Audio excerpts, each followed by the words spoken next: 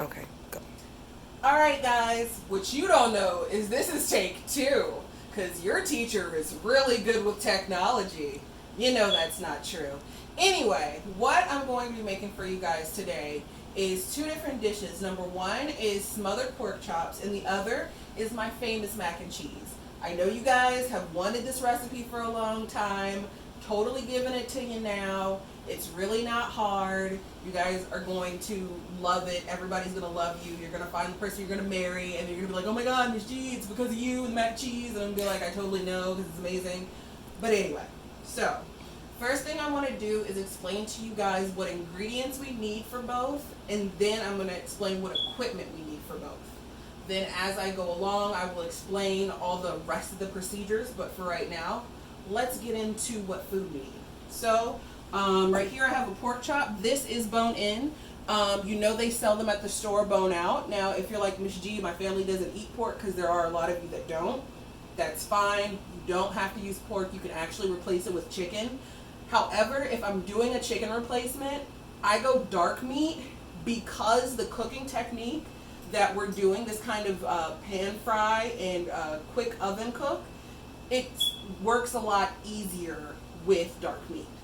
It becomes a lot juicier, and you know with white meat it can get really dry really quick. So dark meat, thighs, best way to go.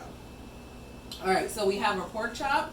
This is 2 tablespoons of oil. I have canola. This is 1 tablespoon of butter. I have 1 onion. It does not matter the dice. These are sliced.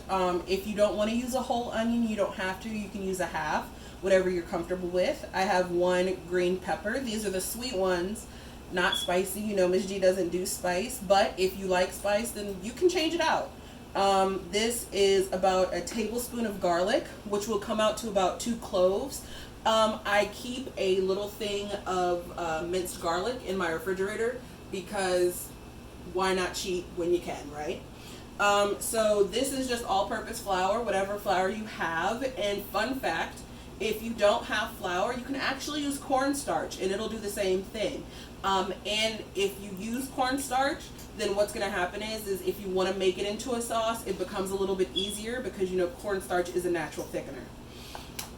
And a lot of the tempura dishes that Asian culture uses, they don't use flour. They use straight cornstarch when they're deep frying. So when you get that deep fried shrimp, how it has that really light fluffy crust, that's all cornstarch.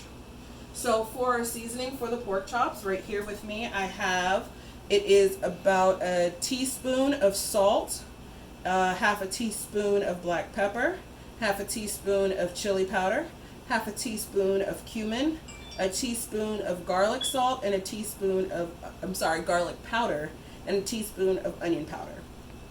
So those are all the food ingredients we need for our pork chop. So now let's move over to the mac and cheese. So I'm doing at the end, when you see our completed mac and cheese, you'll see a lot more. But this one, because again, this is take 2, it's a little smaller. So this is about a cup of dry mac.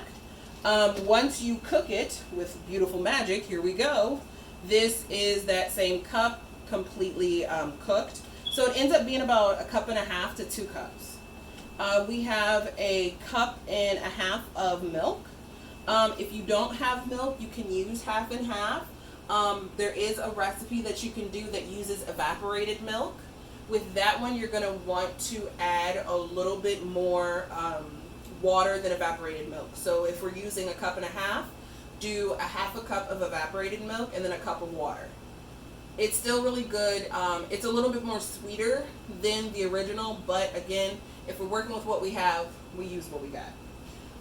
This is about a cup of cheese. This is Parmesan and Havarti, because those are the 2 cheeses that I had. You guys know how I feel about Havarti.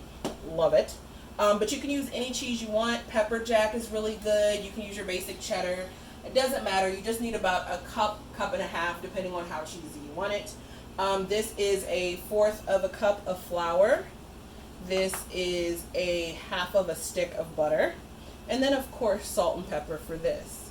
Now, as far as our utensils and equipment goes for these 2 recipes, really simple. We have an oven that's preheated to 425. We have our pan for our pan frying of our pork. We have the pan that's going to go into the oven for our pork, and then we have our pot that we're going to do our mac and cheese in. I'm going to show you guys the stove top, but then I'm going to show you the modification for if you guys want to go ahead and put it in the oven. So we're going to go ahead and get started, and to help things run a little smoothly, what I'm going to do is put on some gloves. Now y'all know that Miss G is all about using her hands when it comes to meat. Y'all know how I am, but for the sake of time and video editing, I'm going to go ahead and put on some gloves. So the first thing that I want to do is I'm going to pour my flour onto my plate. I like to, if I'm doing a shallow fry like I'm doing with this, I love using a plate for seasoning purposes because it kind of, you can spread everything out. It's just a lot easier, and honestly it's a lot cleaner. So what I'm going to do is take all of my seasonings and I'm going to stir them up. The reason why I didn't stir them up originally was because I wanted you to see exactly what was in it. Now if you don't like any of these seasonings or you want to add something of your own, you totally can. So I'm going to take about half of it, add it to that, and then I'm going to take the other half and I'm going to go ahead and sprinkle it on my pork chop that's just chilling here. Alright, so now what I'm going to do is make sure I rub the seasoning in on my pork chop and then make sure it's mixed in my flour as well. And all you want is just a light coating. It doesn't need to be really thick or anything. You just want it thick enough to where it will give it a great brown when we put it in our oil and butter. Alright, so now that that is ready, what I'm going to do, go ahead and take off my gloves because I'm done with them. And I'm going to go ahead and turn on my pan. I'm going to put it on medium high because you don't want it too hot, because if it is too hot, what's going to happen is the outside crust, this flour, is going to burn faster than you get the actual brown color. So it's really going to go from being rare to being completely black on the outside. And that's not going to give you the flavor that you want from this. All this is doing is really giving us flavor and coloring for our dish. So I'm going to go ahead and add my oil to my pan. I told you that I was going to add the butter too, but first I want my pan to get hot with this oil. This again is canola oil. You can use vegetable oil, or even if you have peanut oil, you can use that. Oils that you should not use for this dish is, what do I have over here? I have olive oil, coconut oil, avocado oil, sesame oil. All these oils are great, but they have a really high smoke point. What that means is that as they get hot, just like our grease is getting hot right now, they will start to smoke. It doesn't mean that the oil's burnt, but it has a higher potential to burn your food, which is not what you want. So now that I've added my oil, go ahead and put that in the sink. Alright, so my oil is starting to get hot now. So what I'm going to do is go ahead and add my butter. I love cooking with both because if we're talking about the South, especially with this recipe, nothing is better than a little bit of butter. But you want to make sure that your heat doesn't go too high, because then you have the potential to, again, burn the butter.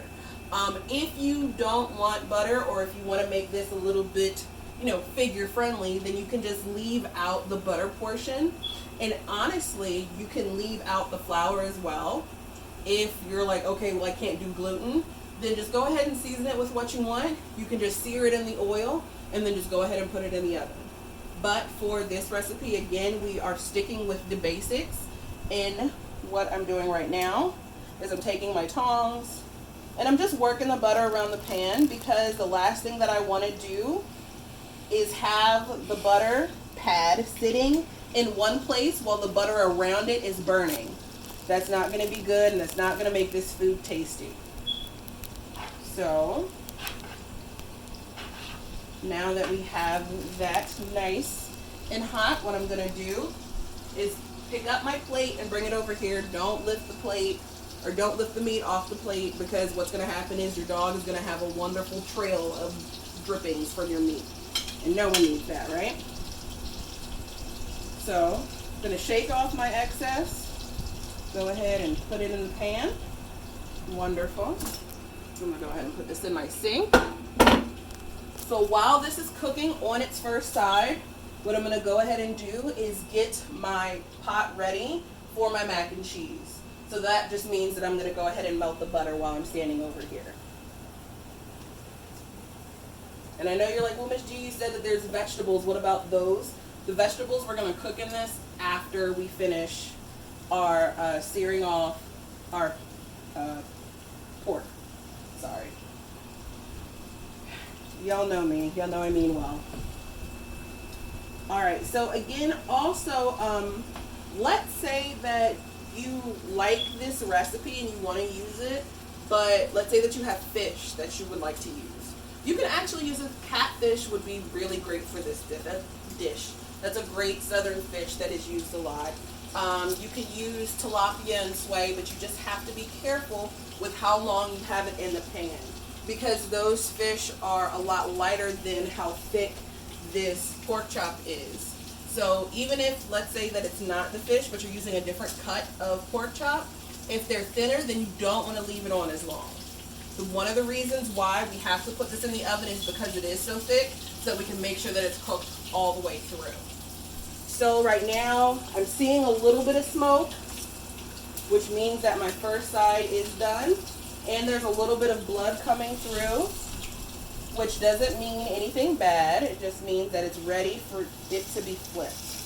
Which, look at that beautiful color. It's awesome. So once we let this side cook for a little bit more, we're just going to go ahead and pop that in the oven. It should take about 5 minutes and it'll be done. If you have your oven at 425. But again, you know your oven. I can say that for my oven, it gets hot enough to where I know it'll take 5 to 8 minutes, but if you need to do 10, just in case, you always want to err on the side of caution. Because the last thing that you would want is to eat raw pork. Alright, so now both my sides have their beautiful color, so I'm going to go ahead and put it on my pan. And again, like I said, because this was take number 2, same pan from before, I'm going to go ahead, put this in the oven. And while that is still hot, we're going to use that to make our sauce and coat our vegetables. So we're going to go ahead, add our onions and our pepper. Go ahead and put it back on the heat. So all we want for this is a really gentle saute. We don't want it to be burnt, but we want it to get nice color. The reason why I have not added our garlic yet is because of the fact that I don't want it to burn. Burnt garlic is not a good flavor. So while I am standing here, my butter has melted. So I'm going to make the base of my sauce, which is a roux, which is equal parts butter and flour or some kind of fat. You can use lard.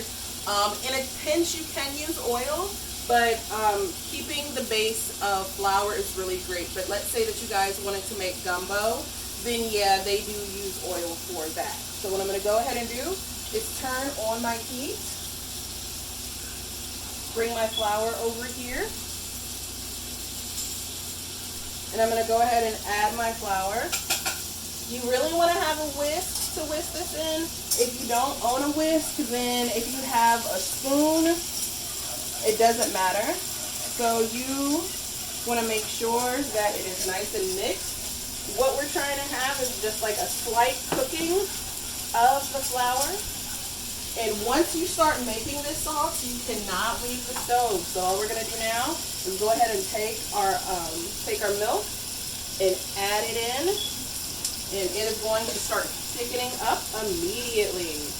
And you want to continue to stir it. If we stop stirring it, then we have potential of burning it. Y'all are about to see some of Miss G's skills. Can she do it? Oh, snap. Anyway, all right. So now that they are starting to cook real nice, I'm going to go ahead and add in my garlic. And again, you might be wondering why I haven't seasoned these vegetables is because they're cooking in that oil that has all that seasoning and that butter. So therefore you don't have to, oops, always gonna drop something. You don't have to worry about it. And these are looking mighty fine. So I'm gonna let them cook a little longer. And honestly, they can cook with the residual heat. It'll be fine. So right now what I want is again to just keep on stirring the sauce. I know that you're gonna get tired of stirring this, but I guarantee it's gonna get thick. It just takes a little time. Now what I am gonna do is one more flip of my veggies. They are looking awesome. So now to my sauce, I'm gonna add my salt and pepper. To taste, up to you how much you wanna add. If you don't like it, or if you think, maybe that's too much, then you don't have to add that much. But with the salt, remember our golden rule. You can always add more salt, but you can never take it away. All right, and just like that, with me saying that sentence, literally our sauce is nice and thick, which is perfect. So I'm gonna go ahead and turn off my stove. And while I'm still standing here, I'm gonna go ahead and add in my cheese, stuck to the bottom. And we are just gonna stir it in. This is gonna be a white mac and cheese because all of our cheeses are white. If we're using cheddar, then of course it'll have that hue to it. But right now, this is looking super good. So what I am gonna do, because this is a little thick, I'm going to add a little milk to it. You want it to be thick, but you don't want it to be too thick, especially if you plan on putting this in the oven. Now, if you plan on having a stovetop mac and cheese, it can stay just as thick as it is right now because you don't plan on putting it with the noodles in the oven. The reason why you don't want it this thick if we put it in the oven is because the noodles are going to absorb a lot of the liquid, but if there's not enough liquid for them to absorb, then it's going to burn. So we don't want that. No one likes burnt macaroni and cheese. So now that we've mixed it in, which is wonderful, it looks really good, I'm going to go ahead and make sure, yep, these are nice. Take those off the heat. We are done with our whisk. And now what I'm going to do is go ahead and add my pasta, my cooked pasta, not the uncooked pasta.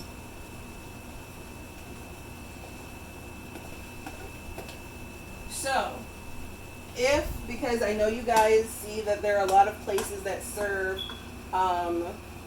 lobster mac and cheese or shrimp mac and cheese, bacon mac and cheese, things like that.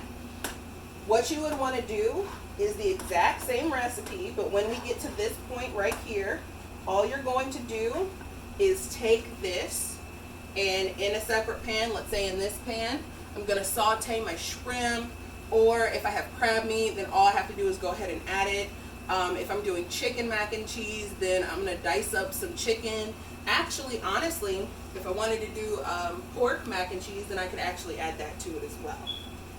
So, now that I have it and it's nice and yummy looking, if I wanted to put it in a pan and put it in the oven, what I'm going to show you is what that would look like, which of course is this. Again, this was from our first try that just happened to not work out like I wanted it to, but it's fine. So now I'm going to go ahead and get ready to plate.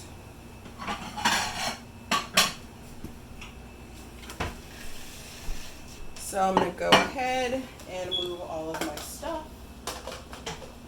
And our pork chop is about to be ready. Now, thanking my camera woman, aka my mama, for doing a great job, for sticking around for twice. Awesomeness. All right, so this time, this one is more of a almost like grits kind of consistency, which is perfect because I can show you how to plate it with this as the base. So I'm going to do 2 nice little spoons of that. And then what I'm gonna do is add just a little bit of my onions and peppers underneath where it's gonna go. Then I'm gonna reach into the oven. Be careful, it's hot. All right, beautiful. Yum. So, burning my hand, go ahead and take that and put it just like this. And to go ahead, because you don't want to completely cover up this masterpiece, you just add a little bit on the side. And you guys are done. So please make sure that you guys watch this. Sorry, her phone is ringing, it's fine. Please make sure that you guys watch this and answer the questions below. And also please make sure when it comes to your discussion question this week, it's totally different than normal. What you're going to do is the day that you read it, of course you're going to see that you need 3 extra days so that you can do your 5 acts of kindness. And remember, they can't be chores, and you can't tell anybody what you're doing. And remember, I don't want their reaction. I want your reaction and how you felt about doing those things. That's what I'm after. So thank you so much, guys. I really hope you enjoyed this. And if you try and make this, please let me know what you think. Have a great one. Be safe. See you later, guys.